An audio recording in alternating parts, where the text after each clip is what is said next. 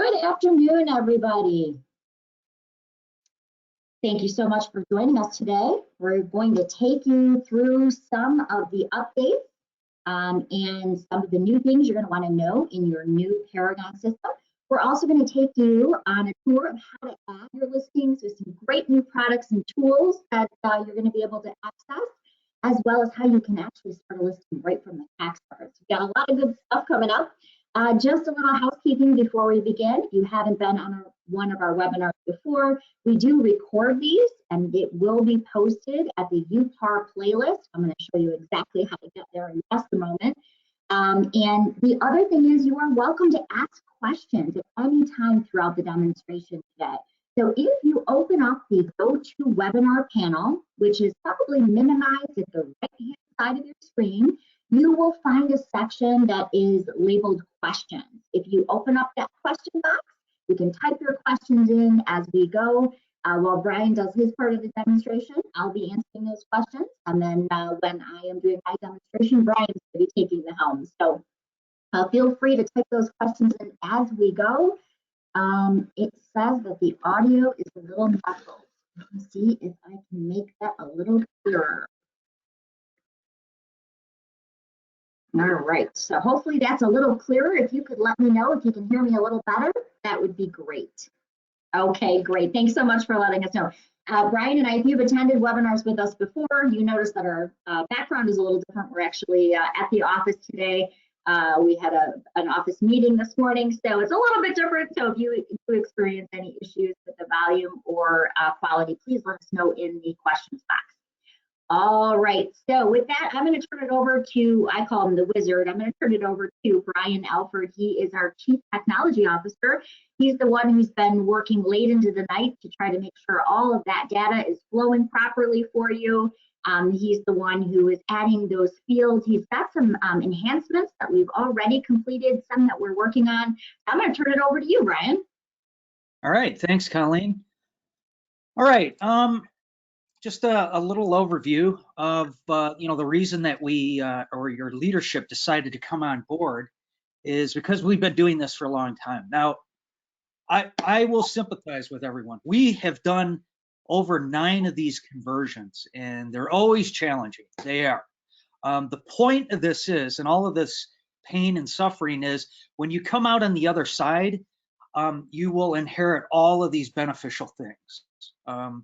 But part of that is you're not really losing anything, and that's the whole point of what we're able to provide you in Paragon, which is that branding, your own fields, which you'll see, communication rules, all of that stuff is still maintained as you're still an MLS. Even though we're on a shared platform, we have that level of flexibility that you can maintain and retain all of that stuff.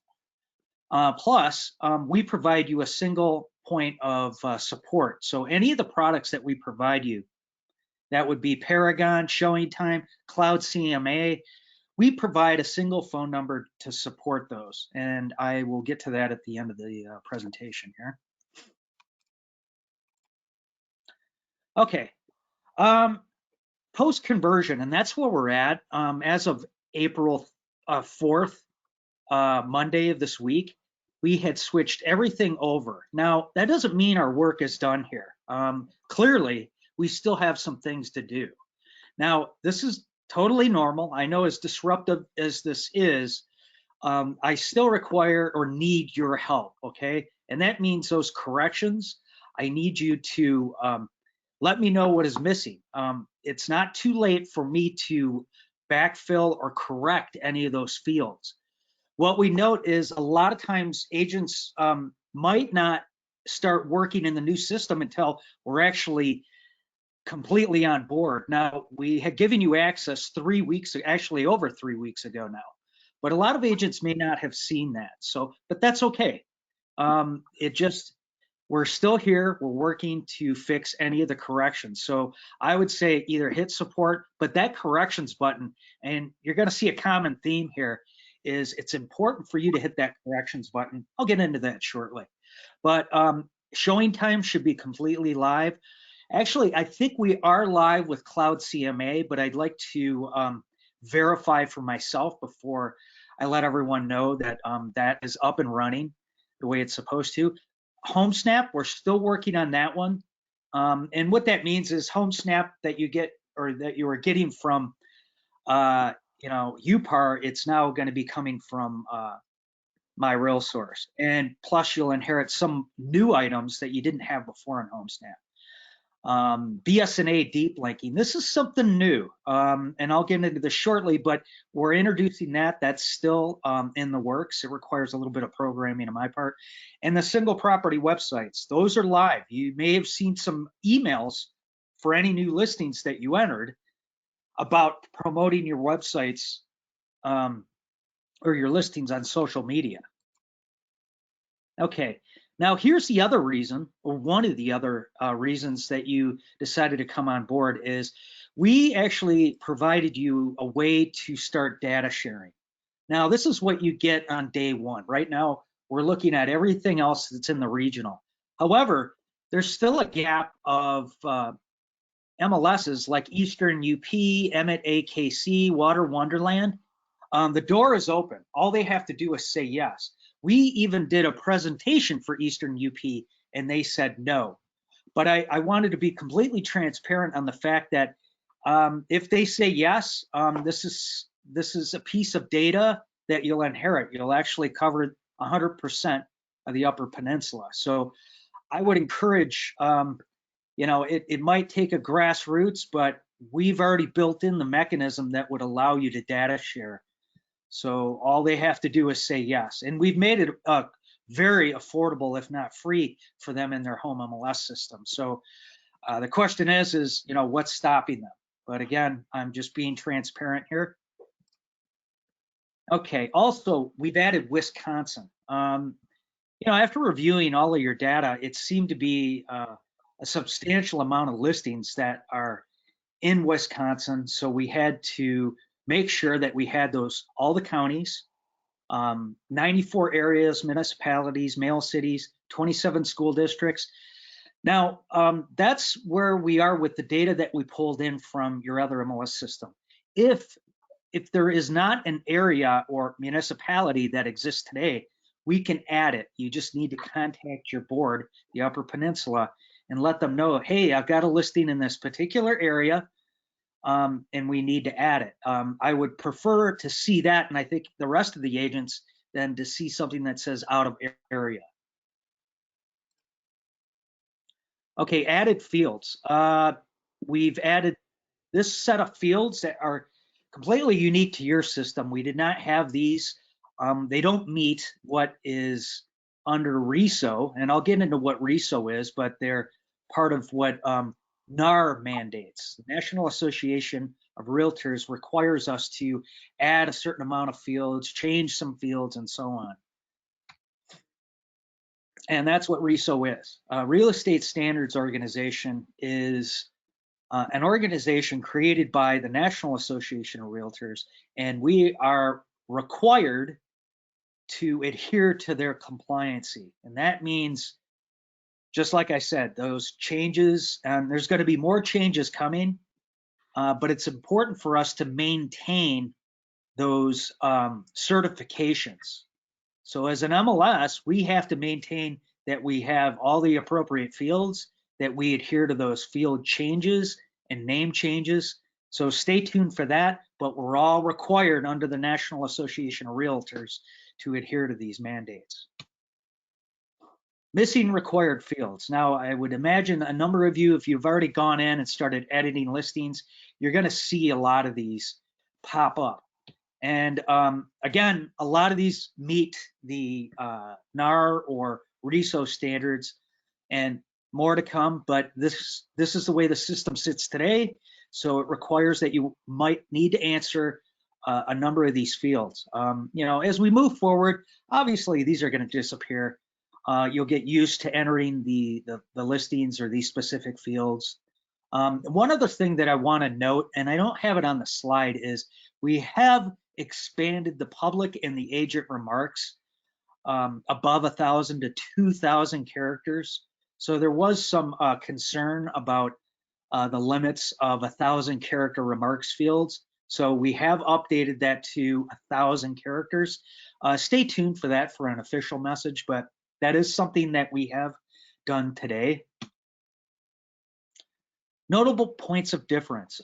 Before your rentals were in two separate classes. You had residential rentals and you had residential sales as two different classes, and you had commercial rentals and commercial sales. Now they're all together with the simple flag of sale or rent or sale or lease. So every class is available as a lease. Also statuses, and there might have been a little confusion. Is there a question? You're on mute. You must be using two monitors because your head did the like 180. Yeah, I know. I'm looking up here at you, and then yeah, I don't want to interrupt your flow. So whenever you're ready, but we do have about 4 questions for you. Okay. Okay. I used zip form. When will the new data sheets be available in zip form for us to use? Technically, they're already there. It's just that they need to be released to the Upper Peninsula. So we're waiting on Lone Wolf to actually make those data sheets available, because we actually have some brokers that do use zip form and they use the our listing data sheets.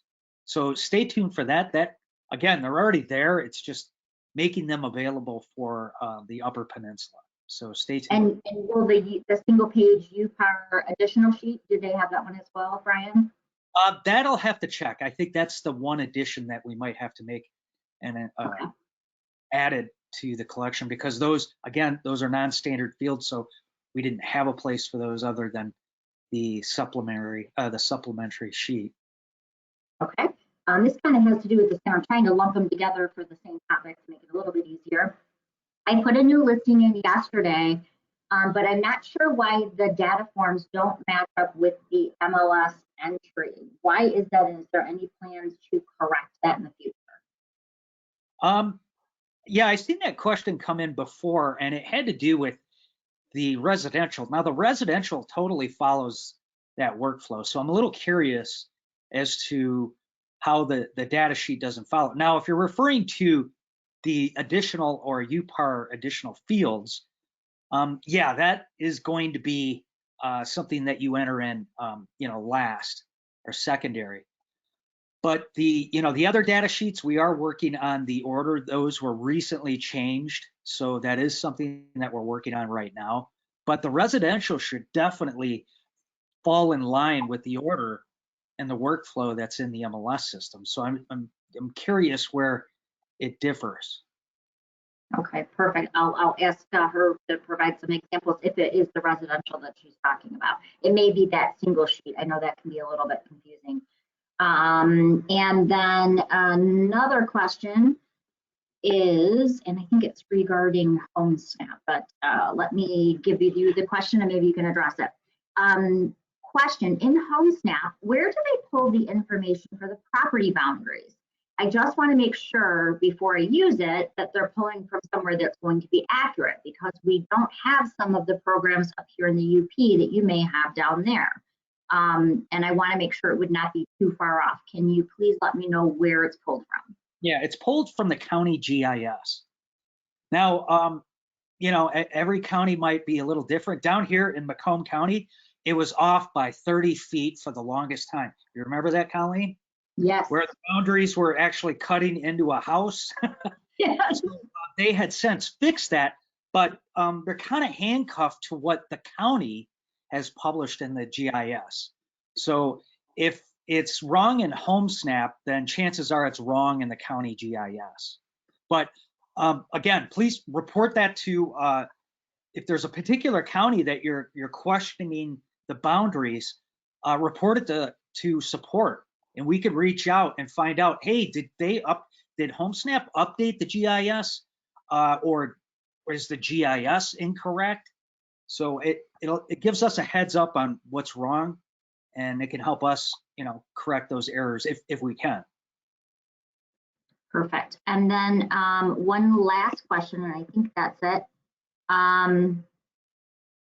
Let's see, what do we use if we have a property that is what you would call PWC, and they don't want their home shown anymore. I don't know what a PWC is. All right, I know what that is. PWC is pending with kickout. Now, that technically is equivalent to a contingent offer. And you're pending with kickout, you're pending backup encourage, you're pending with contingency. Those are all active statuses. They continue to accrue days on market, and they're technically accepting showings. So if you don't want to show the property anymore, then you need to use the formal pending status. Under the law, now I think a lot of agents need reminding on this one, and I don't want to get too far off on a tangent here. Even if it's a pending listing, even though the agent is not open for new offers, they are bound by law to submit any offers, even if the listing is pending. Now, I know a lot of agents don't know that, but that is their fiduciary duty as a seller's agent to provide all offers, even if they have an accepted offer. It's just whether they're soliciting additional offers. Now, the idea of soliciting additional offers but not offering any showings, well, you know, the easiest way to let everyone know that you can't show the property is it's got to be a pending status. These are RESO standards. There's a reason that they have these standards so that agents understand from one area to the other that that listing means the same thing. Okay, I think that's all I got for you. Thanks, Brian. Okay. Yep. And, you know, in addition to the status changes, you will see, because you are now jumping into this realm of data sharing, there are some MLSs in these data shares that use coming soon. Now, what a coming soon is an active property that is not showing. Okay. Now, you can only initially drop a listing into the system at the point of entry as a coming soon. You can't go from active to coming soon. That violates NAR's Clear Cooperation Policy 8. The coming soon is not specifically NAR, but it's NAR's reaction, or that's at least what a lot of MLSs have decided to do for the Clear Cooperation Policy of NAR, is allow the MLS a place to put a no-show active listing. So you either decide to want it, whether you want it or not, but these are active listings that are not offering showings at this time. Your board currently does not offer that, but again, just to repeat, some offer it, some don't. And one other thing that I wanted to point out, and there was some confusion, and this is definitely, well, it's on me and showing time. Because of showing time, we had to change your original MLS number location from original MLS number to UPAR MLS number. Now you can add this just like you did the original MLS number, and you can look up those listings with that. But again, I apologize, but showing time required that we pass the original MLS number and the linking that we had provided on the data, or I'm sorry, on the reports. So thankfully, showing time is up and running, but that was the cost of getting showing time up and running. Okay, this is just a reminder of what I just talked about. I'm hoping that Cloud CMA is currently live. We're still working on BSNA. Again, still working on these fields. Still need your feedback, your input. Again, I can't remind you to enough to use that corrections button. For those of you that have just recently jumped into using the new system, it's not too late. The old system is still available, but it's in a read-only static, so it's frozen in time. It's frozen in time of the, I think, afternoon of April 1st. That's it. No more changes in that system, but we leave it up for historical purposes. And what we're doing is allowing you to go back in and reference things. So if you haven't exported save searches, or you didn't do them all, you want to go back in and look, you can actually grab any of those save searches, You can even look at historical listings, and you can bring or import those into Paragon. Again, this is a manual process. Unfortunately, there was no shortcut in doing that and importing saved searches and prospecting. That's just something that was that would not translate accurately. And I'm asking you also, continue to verify the accuracy of your listings. That corrections button right now is the best way to communicate to me that there's a problem or there's an inaccuracy or missing data. Continue to do that, especially on those new imported listings that start with a 100. Exported saved searches, all you could do is just go under, search, save property searches. Click on that. You can see the criteria summary and just re-enter that into the new Paragon system. Now, I've tried to make it easier by doing this, especially verifying the accuracy by recreating your default all fields detail report.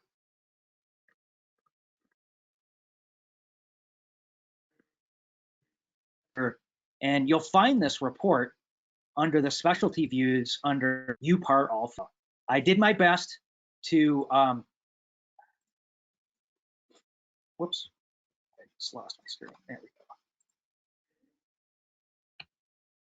And I did my best to recreate this report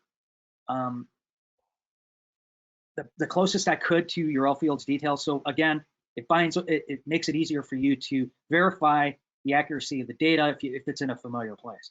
Again, you don't have to use this report. You can use any of the reports that are available.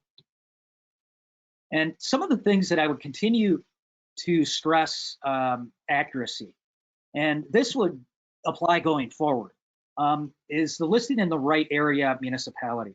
And there's a reason that we put area municipality. It's because they're actually equal. It's the tax authority for that particular property. The municipality actually has a matching value, but again, if it's not in the right place, report it. Same goes with the mail city. Same goes with the school district. Geolocation, is the map location in the correct place? If it's not, again, report it. And if you haven't logged in, this is how you do it. Simply add a capital U, capital P with your current UPAR Paragon login and then your same UPAR Paragon password.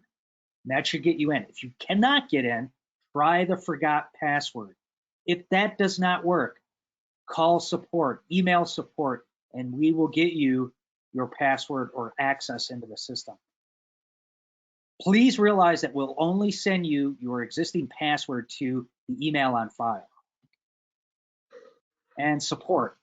You could send anything to support at myrealsource.com. You can call the phone number 7 days a week, 9 a.m. to 9 p.m. We'll provide a level of support on any of the products that we provide. So if there's any questions, any concerns, again, hit support. I see this. I see it on the corrections button. I would stress the corrections button before just hitting support. Simply because the corrections helps me out with an example property or listing. And that is it for me. Any questions? Let me take one more look here. It seems there was a little more clarity on the putting the listing in, and it seems like the list of fields follow it, but apparently there may be some features that are not in the exact order. Again, if we can take a look at those features. I know we added a lot of features, so that may be true. We've added some features recently, so that could be. There was also a question about Great Lakes and Interior Lakes. Those were kind of unique to you. So those have been added so that you can add them for your new listings. Brian is in the process of backfilling all that information, so you can't quite search on them yet. You will be able to. However, because he's backfilling all that information, they're not searchable yet. We actually thought we had most of those done, but there's still a few to go. So yes, you can add that in. It has been added under water features, and I'm going to show you that today. Let's see. everything else you've already addressed. I think it was a couple of repeat questions, but I think most everything else you've already took care of. Oh, wait, something else just popped up. See, I say that, and like when I run out the door and they say, I found 2 more properties. Is there another way, and I'm not exactly sure what she's referring to, is there another way of agents being notified on new listings other than through Paragon? I'm not exactly sure what she's stating there. Yes, they do go out. It depends on where your broker sends them in IDX. So they could go out that way. They could go out in the collab center. I'm not exactly sure. If you could give us a little more detail, I think that would be helpful. I don't, Colleen, is there an auto prospecting in HomeSnap? You can set up a saved search, and I mean, I guess go out as a, you know what? Before we go down that rabbit hole, I'm just going to say, I question why you would consider something other than the source database. And let me explain why. The second that someone enters a listing into Paragon, that listing is flagged for notification.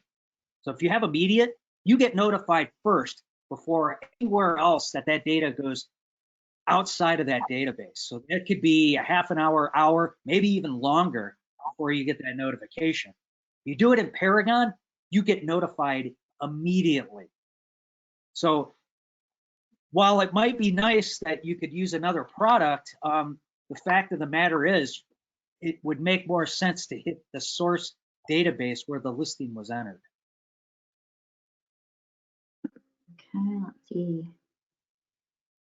Oh, okay. I think this answers it a little bit better. To clarify, is there a way of being emailed new listings from Paragon? And yes, you can set up a saved search within Paragon. You can use the Collaboration Center, which automatically sends new listings that match your buyer's criteria directly to them.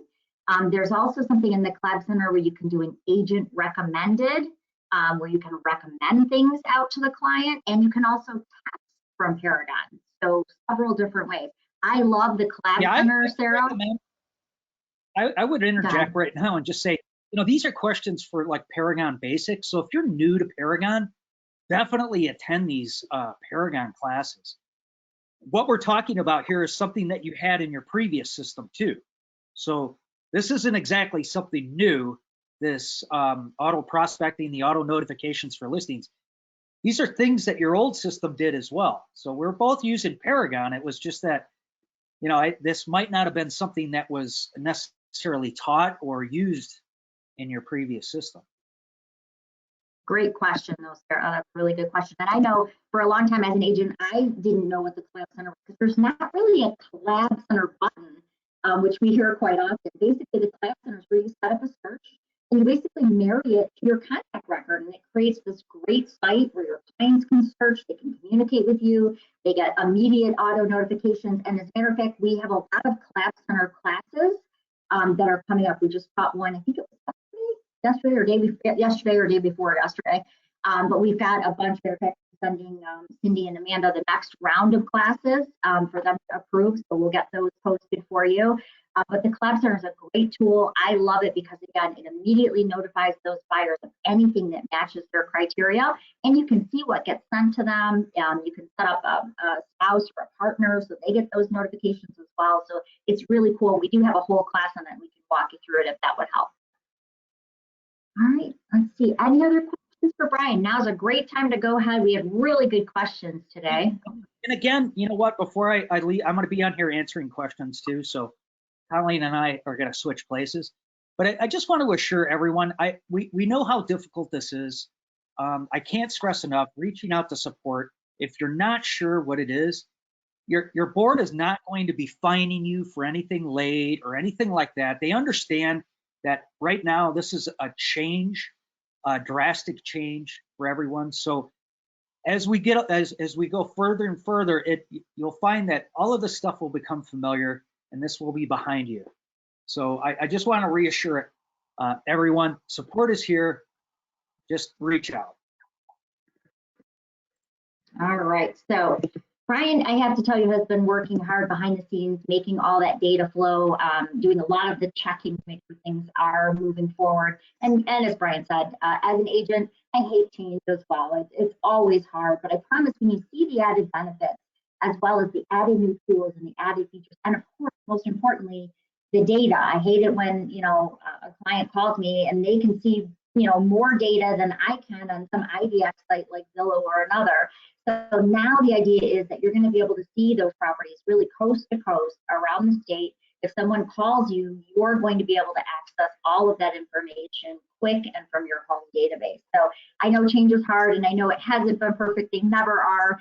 But I promise you, once we add things like, you know, where I am, we didn't ever search on Great Lake or Interior Lake. Although my father is from the UP, you know, I never really even thought of that, is that would be a unique search field to you. And so that's something we went ahead and added. As I mentioned, you'll find that under water features. We're going to look at features today because I know that's where there's a lot of questions. We're going to look at some of the fields that were unique to you that we didn't have, that we now have. And again, Great Lake and Interior Lake, those are added, and you're going to see a lot more choices. Matter of fact, I got a tech support email just a little while ago, and they said, oh my gosh, you have so many more choices under the water features, you know, pond, creek, stream, river, ones I had never even heard of. So I think that you'll find you now have your interior lake and your exterior lake. As I mentioned before, Brian is still backfilling all of that from your old history. You can't quite search on it yet, but the good news is you can add it to every new listing going forward, and very shortly you'll be able to search on it as well. We do have some classes coming up on all the things that we covered. We're going to have classes on Cloud CMA starting in about a week. We're going to have classes on your upcoming HomeSnap and the new features that you're going to have in HomeSnap. We're also going to have classes that are going to touch on the Collaboration Center, setting up your buyers so they're immediately notified, using some of the CRM capability. When we teach the Collab Center, we also talk about showing time carts. I know I've gotten a lot of really nice emails saying, oh my gosh, I've been scheduling showings one at a time and it was such a pain. This saved me a tremendous amount of time and it was so easy. So we're going to teach you all that stuff coming up. And sometimes, you know, it's just a really good refresher. I've been a licensed agent myself for 22 years and it's constantly changing. So hopefully you'll pick up a couple things from today as well. So let's talk about why you're going through all of these changes. And obviously it's because you're going to have new, great integrated products, and you're going to have more data. So I'm going to turn my fuzzy hair off here and I'm going to actually take you through the good stuff. Brian gets all the hard work. He has to make everything work. I get all the fun stuff. I sort of get to demo it. So one of the features that you now have is something called the single property website. This is a great feature when you have a listing and you're getting ready to promote that listing. Now, the nice thing here is that I see so many agents doing great jobs. They're going out, they're taking great photos of the property. They are, you know, putting in great comments and descriptions. They're doing all of this, and then they're advertising from an IDX site or Zillow or another site, and they're giving away all that hard work to someone who may have bought the zip code. The idea is that with the single property website, you can take all of your hard work with one click. You can post it over to social media, and now it can be shared by others. They can reach out to you. So let's actually take a look at the single property website. There's two ways to get into your single property website. The first way is going to be under your agent toolbox. That's under resources. So when you're under resources, you're going to see something called your property inventory links. And that's basically all of the links for your single property website. You'll also be able to find it right on the listing ticket. Now, I'll tell you, this is where Brian really exceeds. Brian believes making it easy. I always say the easy button. I'm looking for the easy button. And so Brian has done a great job of integrating all of these great tools into one place. So the single property website can also be found right on your listing ticket. And it kind of looks like a blue house with a check mark on it, if you will. And that's going to allow you to share that single property website right from that listing ticket. So if you've just put a new listing in and you now want to get it out onto social media for people to see, all you have to do is click that button. But let me tell you, it does a whole lot more. The first thing in your single property website, and by the way, I wish this was my listing, but I never seem to get in the $3 million tag like my friend Tom Lipinski here. The idea here is that when they go to that single property website, they can see a gallery view, which is basically going to blow up those property photos so that they can see it very easily. I can go through, obviously side to side, and go through each of the photos. I can see virtual tours. I can see video tours. And by the way, you can have a branded tour, which kind of makes this unique. You can actually have a branded tour where you're walking through the home, saying something like, "Hi, my name is Colleen. I work for ABC Realty. Let me take you through this gorgeous." You can give your cell phone number. You can do all of that stuff. Now, there's a place in the MLS, and we're going to show you this today, where you can put branded and unbranded tours. Meaning you can have a branded tour, again, with all of your contact information, who you are, and that's going to be able to be shared out on your single property website. However, if you are working with a client, the last thing you want to do is send your client something with someone's information in it, right? Because they're your client. So you can have a branded and an unbranded, and you put those into Paragon. I'm going to show you how to do that today. But the nice thing is that your branded tour is going to be shared on your single property website to make sure that it's driving leads back to you. Now from here, I can also go in, I can request showing time from Tom. So I can say, "I'd like to see this property at a certain time or date." But right over here to the right, and I apologize, your GoToWebinar box may be covering it because it's usually kind of hovering over the right side of your screen. But right over here, you're going to see that there's these flyout boxes of social media sites that you can share this to. So maybe I want to share my single property website on Facebook. Maybe I want to tweet it out on Twitter. Maybe I want to pin it on Pinterest or send an email or just put it on my LinkedIn site. The idea is all I'm really doing is clicking on that social media site. And by the way, if you have a business page, always a great idea to share to your Facebook business page first. So I can actually go right up here. I can write a call to action like, call Tom today to see this great listing. But I can go up to share. I can share it to a page I manage, like a business page. Maybe you have a company page. You can share it to a group. It's always good to share it to your Facebook business page first and then share it to your personal page. That way that you're sharing it publicly for the public to see. And that keeps you out of the hot water so that you're not violating any fair housing rules too. From here, I'm just gonna go ahead and leave that page. I'm gonna scroll down and sort of take you on a tour of what the single property website looks like. So of course they have that great topper with all the photos and information. But as you can see, it's that nice, easy to read format that buyers are looking for. They like the clean, easy to read. It's very mobile friendly as well. If I scroll down further, I can see the room sizes, room measurements. I can see the details coming over from the MLS. As I scroll down, I can see the map view, but I can also get all of Tom's contact information. I can even do turn-by-turn directions to Tom's office, or I can simply ask him additional questions about that property. So this is the single property website, and as Brian mentioned, this is live right now for you. If you want to go in and check out your single property websites, you can do that. Just log into Paragon, go under resources, and under that resources section, you will find your property inventory links.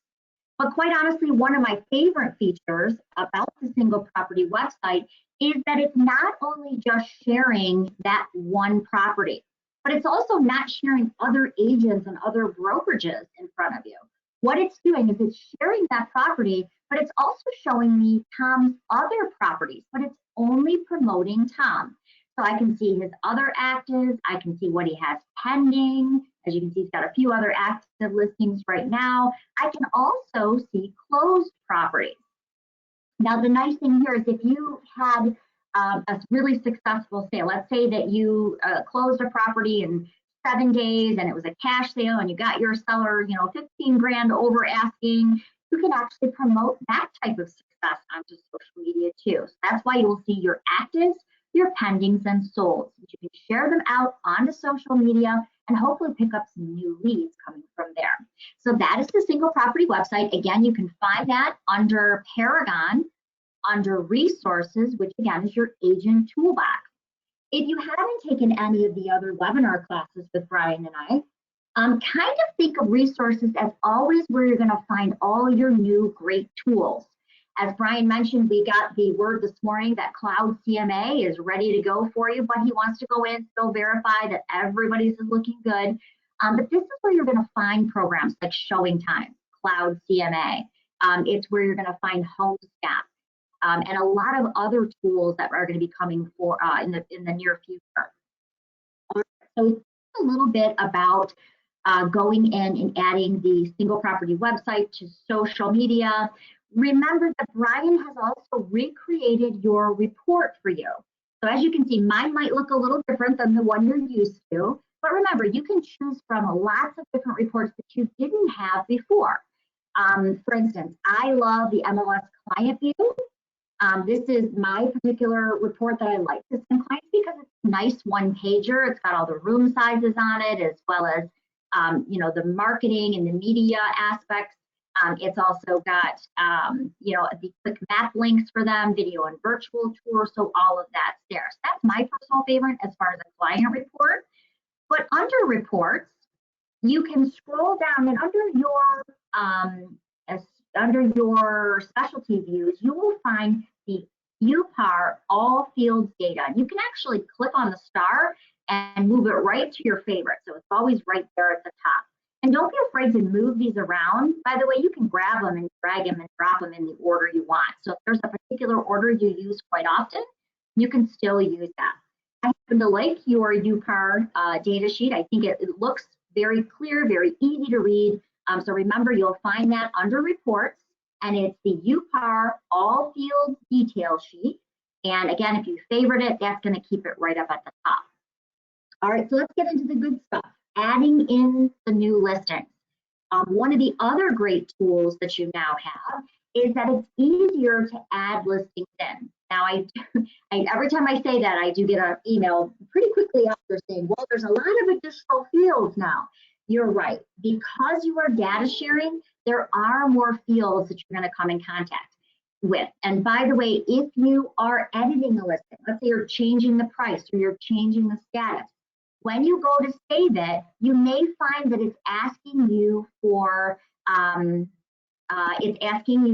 additional fields that you maybe didn't have to add before. So keep in mind, it's not really meant to be a pain. It's just we're trying to get all the information that's required so we can data share with others, and they're getting all that important information in their data sheet as well. So I know it's a little inconvenient when you're not familiar with all of the fields, but I promise if you simply use the magnifying glasses to the right, it will sort of show you what's supposed to go in that particular field. So for instance, under status, you didn't know what it was asking for, you can simply go over to the right, and it's going to show you the different statuses to choose from. I know there was a couple of questions, keep showing contingencies, active. Now, some, I want to point out, may not be ones that your board allows for use, meaning you might not have coming soon with your board. You might see coming soon now through the data share. So it's important to know what that status is. Coming soon is basically a property that can't be shown yet, but usually you can have a coming soon status for up to 7 days, and on day 8, it automatically goes active. But you want to be familiar with these statuses. A couple of the other changes Brian mentioned is you had sold before, now it's called closed. So a few changes in the naming, but obviously meaning the same thing. But one of the big advantages when you're adding in a new listing is being able to pull from the tax record. So what I want to do in this case, instead of going in and adding all of that information, I simply want to use the tax autofill. Now, in our last class, we had a lot of questions about this. And they said, well, not all of our tax municipalities are online in the UP, and where's the information coming from? I'm happy to say that all 83 counties in the state of Michigan are available to you to use.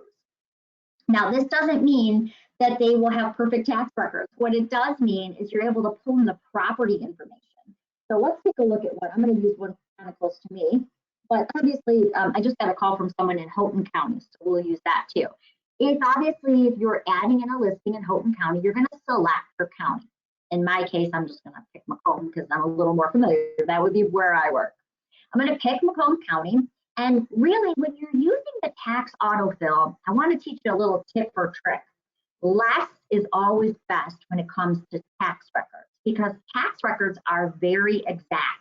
What I mean is you really only want to add in 2 specific fields and you want to kind of enter them carefully because if the tax record spells out Wessel Drive and you put Wessel DR period, it may not pull that. So you really want to keep less is best in mind here. When you go to that tax autofill, what I recommend you always start with is simply the house number and the route street name. So this happens to be Wessel Drive, but I'm going to leave off the drives, the ways, the places, things like that. I'm going to use just that route street name. So I've got 41539 Wessel. Now, once I got that in, I simply want to go up to search. And basically what it's doing is it's looking for that tax record. And it's telling me, okay, we found one tax record with that property address. So now I'm clicking on that.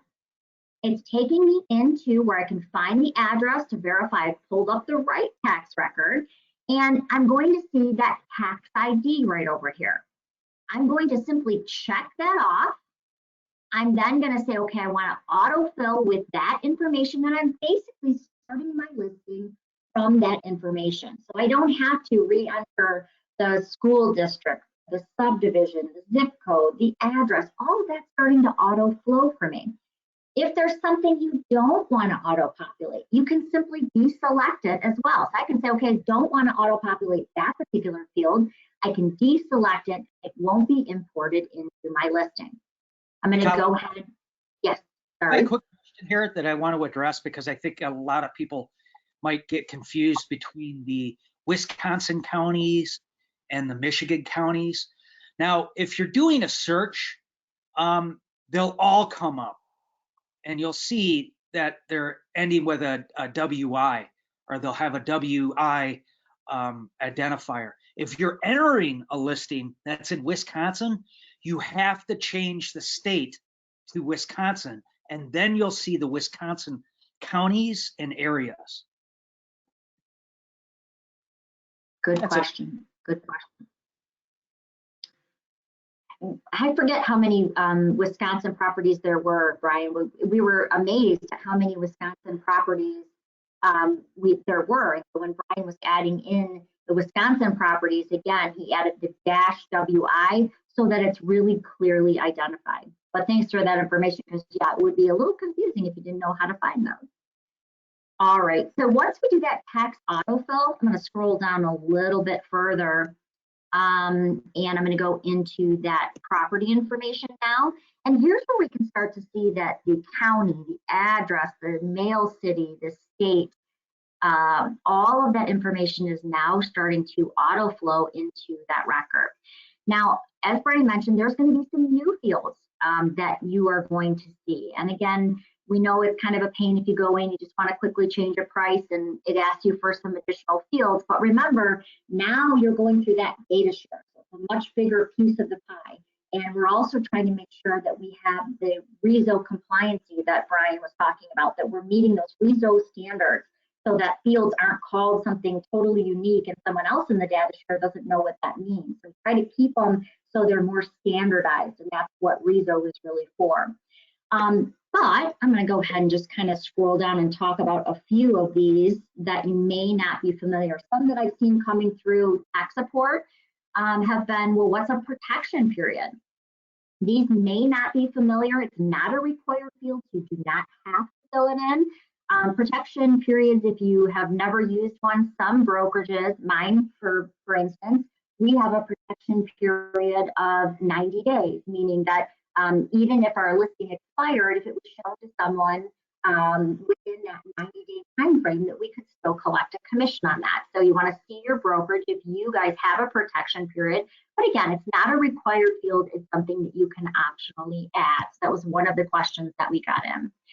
Another question that came up that I thought was really good is now because you are looking at a bigger area, Some of the questions have been, well, if I'm adding, or particularly when you're searching, if I am searching in a particular city, sometimes there's more than one city. So let me kind of point out that where I am, we have a Clinton Township, which is very close to us.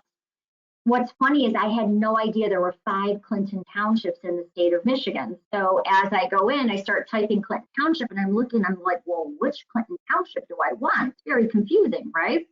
But remember, the first 2 numbers actually identify the county. So even when you're searching, or if you're adding a new listing, remember that if you don't know what that city identifier is, you can simply go right to the county. In my case, I would type in something like Macomb, and I could see that identifier is 50. So if I am now looking for Clinton Township, let's say, I know I'm going to want the Clinton Township that starts with 50. So it's pretty easy to find the one I'm looking for. Another example that was given to me, and I know Brian's looking at some of these, so but I'm just going to use the one that was given to me. County is Houghton. So if you're looking for a city within Houghton County, I know it's going to start with a 31. So keep in mind, there are a couple, remember you're looking at a bigger piece of the pie. There may be more than one city, unfortunately, in Michigan that's called the same thing. So if I'm looking for something within Houghton County, like I'm looking for this city or area of Houghton, I can see that it's going to be this one, or maybe Houghton Township with the 31. I know it's going to be identified with a 31. Now here's another cheat. If you simply fill out the county, you'll see that it reduces your choices. So if I take the time to add in Houghton County here, then when I go to my area and I start to type that, you can see I only get the ones that start with 31. So that's kind of another little trick to making it easier to find the city, especially if that city I couldn't believe, again, that there were 5 Clinton Townships in Michigan. So it's a really easy way to find the city or the area that you're looking for. All right. And I see the questions button popping up a little bit. Brian, are we okay, or do you have more questions? No, we're good. That's okay. I answered that one. That was the Iron County and Wisconsin counties. All right, perfect. Validating the map. So with more and more sites allowing potential buyers to find a property on the map, even using their fingertip or drawing or outlining where they would like to live, it's very important that when you're putting in your listing that you are validating the map or just taking a quick peek at it. Make sure that your property is falling in the exact right place. And what I mean is, when you're adding a listing, you want to click on this validate map, and you do want to make sure that that pin is in the right place. You want to make sure that this identifier is where it should be. And the reason I say that is I recently had a listing myself. It was by a very large lake, and my listing happened to be in the lake. Well, no one was searching in the lake, and I couldn't figure out why I wasn't getting enough showings. So the point is, you want to make sure that your pin is resting where your home is. You can, of course, move that pin, but you want to make sure that you have that pin directly on the home. So when they're circling that subdivision or circling that area that they want to live in, that your home is coming up in their results. Sometimes you do sort of have to kind of zoom in a little bit. Like for instance, there is the plus and minus here. I might want to zoom in and make sure that I'm right on the street, not in the middle of the lake. And remember, if you have a question, you kind of want to see where that's going to go. You can also use that little yellow Google man. Just set them in front of that listing, and it's going to allow you to see, are you pinning the right property? So this is a really great way to sort of verify that your listing is going to be what we call geolocated. Actually, I can't take credit. Brian taught me all about that. But it's going to make sure that when people are searching, they're finding your listing. All right, so moving down from there, we're going to start to get into features. One of the other things that we've heard quite a bit is body of water. We've also heard a lot on the waterfront yes/no field. Yes, we do have a waterfront yes/no field, but that does not mean that you can't mark it as a interior lake or a Great Lake. So we're going to cover that too. So yes, we do have a waterfront, yes, no. But we also have features that are going to give you the features that you had, but a lot more. There's also body of water, so you can list the body of water. And then we've added some specialty features that were very unique. We didn't actually have these before, and I'm really excited that you guys came on board because we got some additional features out of it. There is ski resort, yes, no, and ski resort name. Trailside, yes, no, trailside description. So these were things that were unique to you that you will now find right under the property information section, right? Yep, property information, location property information, I'm sorry. And you'll be able to add those specific fields that were unique to you right there. All right, scrolling down a little further, we're going to get into the features. I know it seems like that's where we have a great amount of questions. So features work like this, whether you're searching or whether you're adding them to your listing. If you have a question about a feature, you can simply click on the magnifying glass to the right, and it's going to open up all of the feature categories. So one of the support tickets I just saw popping up were appliances. Well, how do we add what appliances? Well, remember, you're simply going to go into appliances. You're going to be able to pick what appliances are going to be with your listing.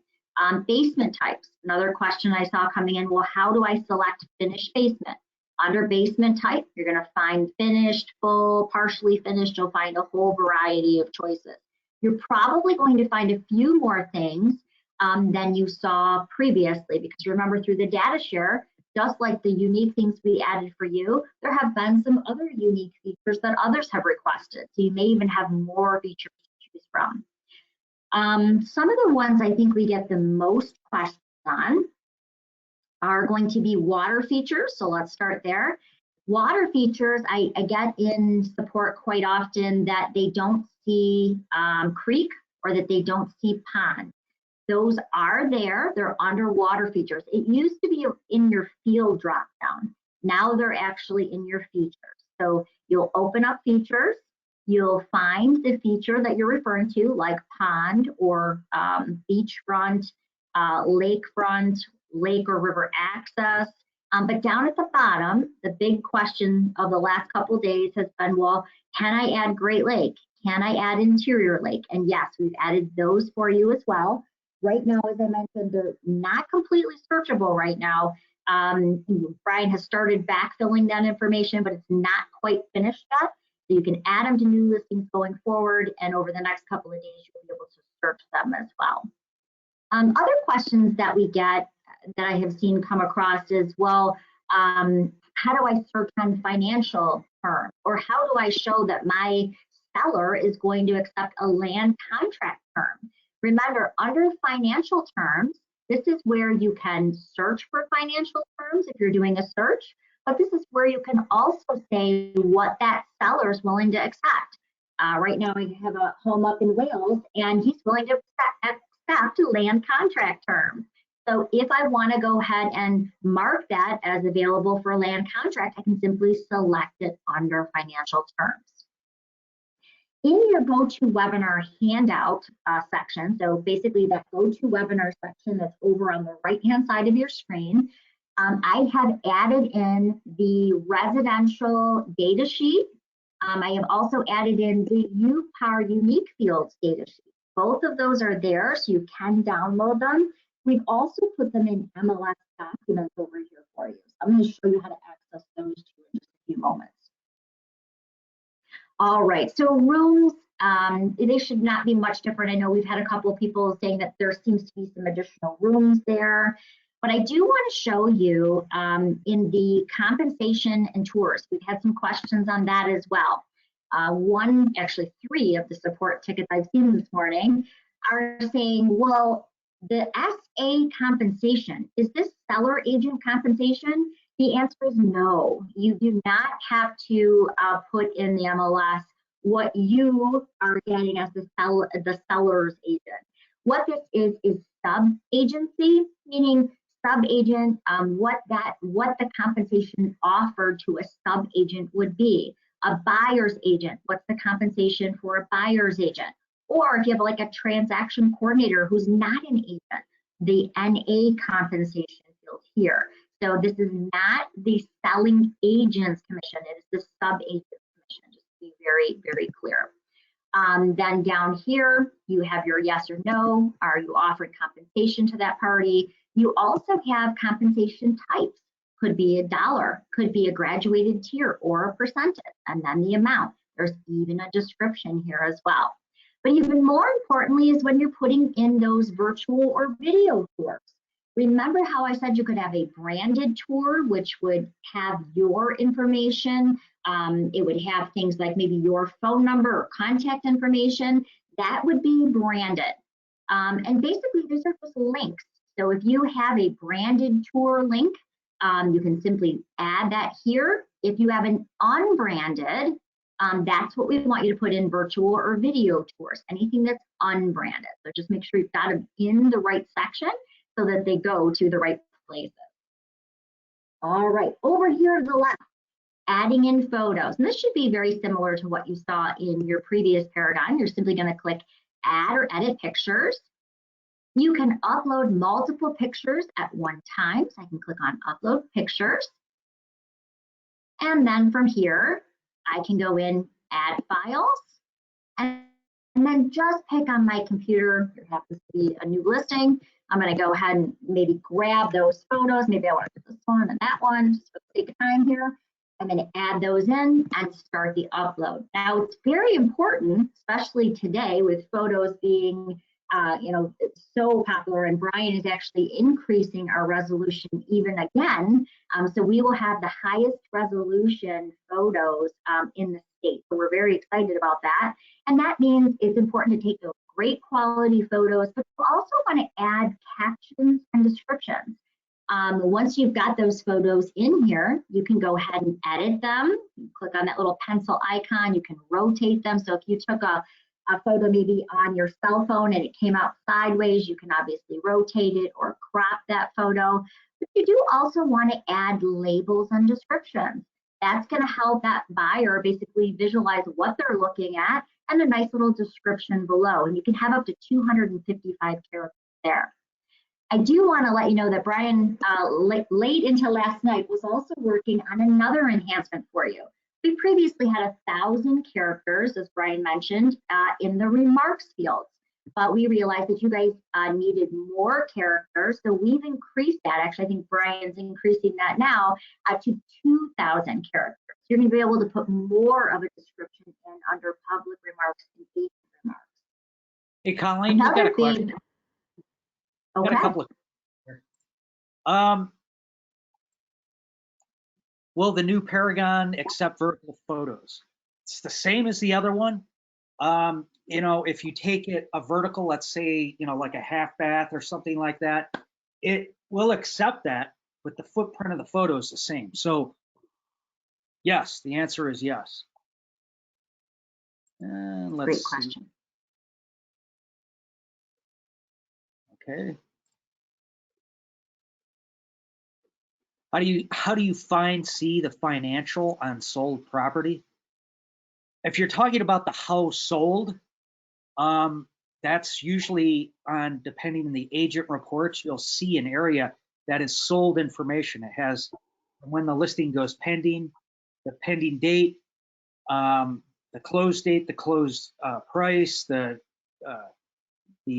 concessions, all of that. And the house sold is usually in that same section. So depending on the report, you should see that. Those are required fields. Okay. I love it. I love when you ask questions. So that's what we're here for. And remember, you do have support that is available 7 days a week from 9 a.m. to 9 p.m. and not just on Paragon, but we actually support all of the products. So if you have a question on cloud and Paragon, you can call one support number and you talk to like people like Brian and myself and a whole group of great tech support people, many of them who are actually agents themselves and can walk you through some shortcuts. Okay, So lastly, so we talked about photos. Let's talk a little bit about adding disclosures and open houses. So one of the cool things that Brian has done is he's integrated the disclosures to go over into HomeSnap. And I can't tell you how much I love this because I was just showing properties in St. Clair Shores about 2 weeks ago, and St. Clair Shores kind of has had some flooding in the past. They had a couple of drains in the city that didn't work properly. So we were walking through the home, and my buyer basically said, Colleen, is this like from, the big flood, or is this just like, a sump pump failure? Well, the nice thing in your HomeSnap, your new HomeSnap that you're going to get, it's going to show you the property disclosures. So not only can I view them, but I can actually hit the share button and actually share those disclosures to the buyer standing next to me. And that's exactly what we did. So I pulled up the property disclosures right in HomeSnap for the listing that I was showing. I could see that, there was just a little sump pump failure. I sent them over to the buyer so that he could review the disclosures. And we can do all of that standing right in the home. I hate to date myself, but I remember every time you showed a property, you always had to drag along the printed seller's disclosure, right? Because you might need it, or you'd have to say, well, let's go back to the office and we'll look it up. Now we can actually access all of that right through HomeSnap, right through the palm of our hand. So you do have to add those disclosures into Paragon to get that to work. So what we want to do is we simply want to click Add New. And we're simply going to find on our computer where those disclosures are located. So I'm going to use this property here. I'm going to say my disclosure is right here. I'm going to go ahead and add it in.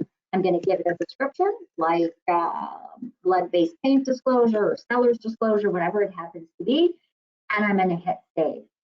Now, what we do down here, and I'm sure that you have many condos up there as well, the idea is we want to have you add even more than your seller's disclosure for lead-based paints. We want you to add things like, if you are listing a condo, think how nice it would be if the agent who's showing the condo doesn't have to call you to see if they can have pets.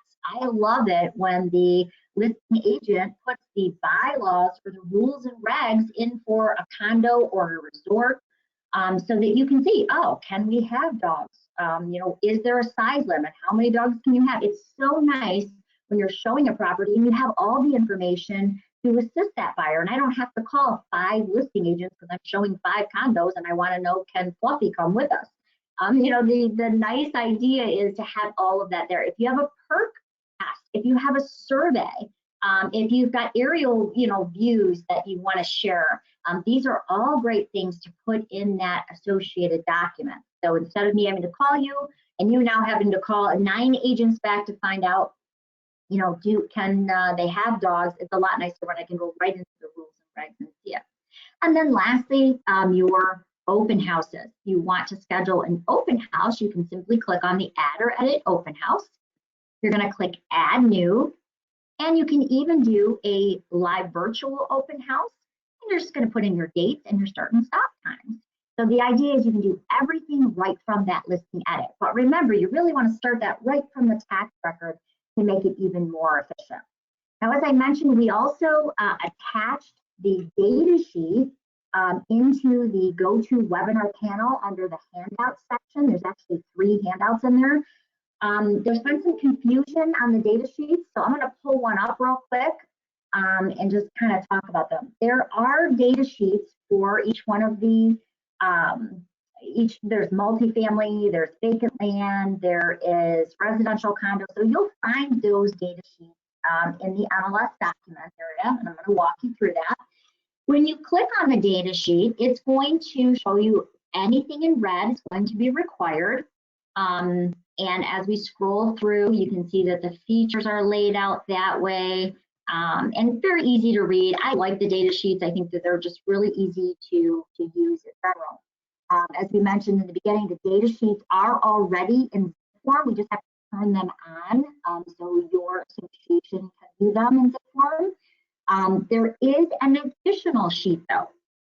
And the reason that there's an additional sheet to accompany your data sheets is because you guys, again, had things that were very specific to you, like ski resort, like trail side. So we wanted to make sure you had a place to go and check which MLS ID. Are you with Iron Mountain? Are you with Keweenaw? Are you with the Western Upper Peninsula, but you could also scroll down and add the name of the ski resort or the name or the description of the trail side.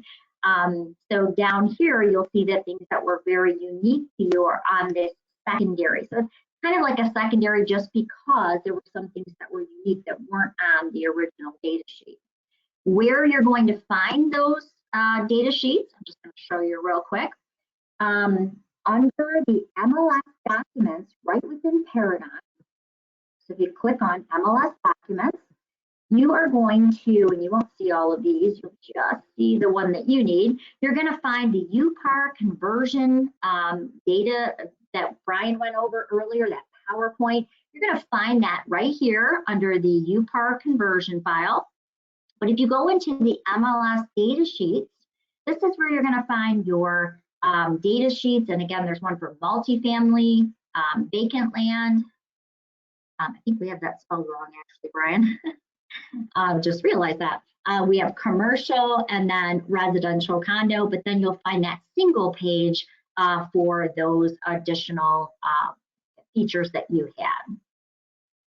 All right, Brian, do we have any more questions, or can you think of anything else that we should talk about as far as the listing entry?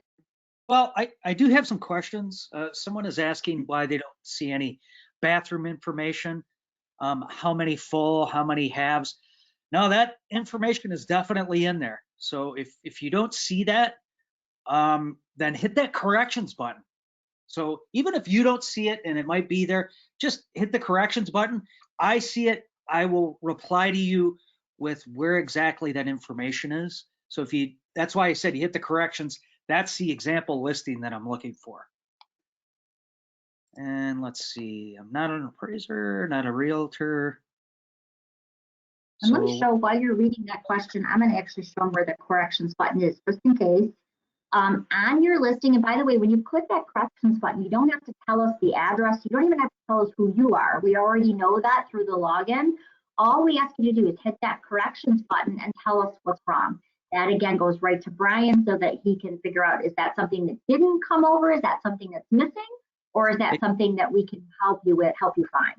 Yeah, exactly. I can't do anything without examples. And that corrections button is the easiest way for you to convey to me there's something wrong with that listing. And it could be with the whole system, but if you could say this listing as well as a number of others, that helps me out. That makes it so much easier, saves me a lot of time, saves you a lot of time just by hitting that corrections button. So please do.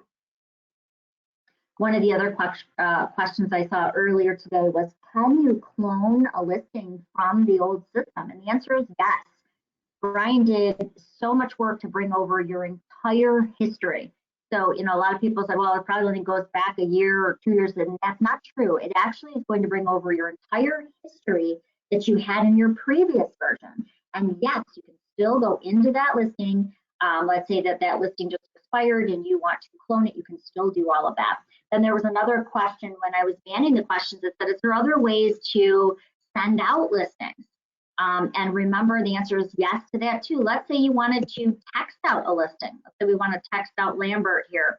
We can check it off, go up to the share button, hit text, and you can send that property via text. You can either pull from your contacts, which Brian migrated over. So remember, if you had a whole bunch of contacts in your old system, those are in the new system for you as well. I know a couple people had checked them and they said, yeah, I don't see an email address. All the email addresses have been backfilled now. All the contact records are there. So you can go in, verify all of your contacts are there. If you want to add a new contact in, you simply click on the new, put in their cell phone number, their first and last name, and you can send it out that way. I know we have a Collab Center class coming up and we take you all through the Collab Center. But remember, if you wanted to send listings out that way, that is the perfect way to communicate with buyers. It also ensures that you don't have to search every day because it's automated. It automatically goes to that buyer, and or if that person is married or they have a partner, it will go to them as well. You can set them up in the Collab Center. I love it because it's the nice, easy view that buyers like. If they like a property, they can simply favorite it. You, the agent, can drop it into your showing time cart right from the Collab Center. Really cool. We take you all through this in the Collab Center, how to set it up, how to turn it on, how to monitor it, how to use the shortcut buttons in here. But there's just some really cool tools. So Sarah, take the Collab Center class and we'll walk you through that too. Okay, lastly, how do you get to this class? So tonight, when I get home, I will download this class and have it up to you probably by tomorrow morning. And in order to access all of our classes, not just this one, but all of our classes are actually located on your YouTube playlist. So as an agent, you take a class and then all of a sudden 2 weeks go by and you're like, oh, how did that lady with the fuzzy hair do that again? Well, the good news is you can go right back to the My RealTors media channel and you can simply type in, or you can actually just jump to the playlist. That's probably the easiest. If you click on playlist, you'll find the Upper Peninsula has its own playlist and you can see all the classes that we've done up to now. So you can go to YouTube, type in My RealTors Media, and every class we've done up to right this moment is listed here. Just pick on the class you're looking for. I'm trying to put the dates in so you can remember, oh, I took the, that was the one from last Wednesday. You can go right back to that class. You can fast forward it to the exact part you need as well.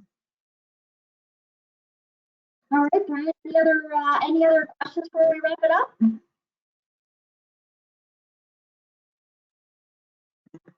Well, I don't see any other questions. Just want to remind everyone, support is here. So, and don't stop your feedback and questions. That's what makes your MLS system a better system. And one other thing that I want to remind everybody is you're coming into a bigger picture here where you had 450 agents. You're now going to have almost 7,000 agents looking at your listings. So it's definitely a huge advantage. And we have one question. Okay, well, thank you for any compliments. We appreciate it. This is definitely, it's a lot of work, but in the end, everyone benefits by this, especially the Upper Peninsula Association. Well, thank you again, everybody. And I will get those new classes published and out for everybody, but hope you have a great day and happy selling, everybody.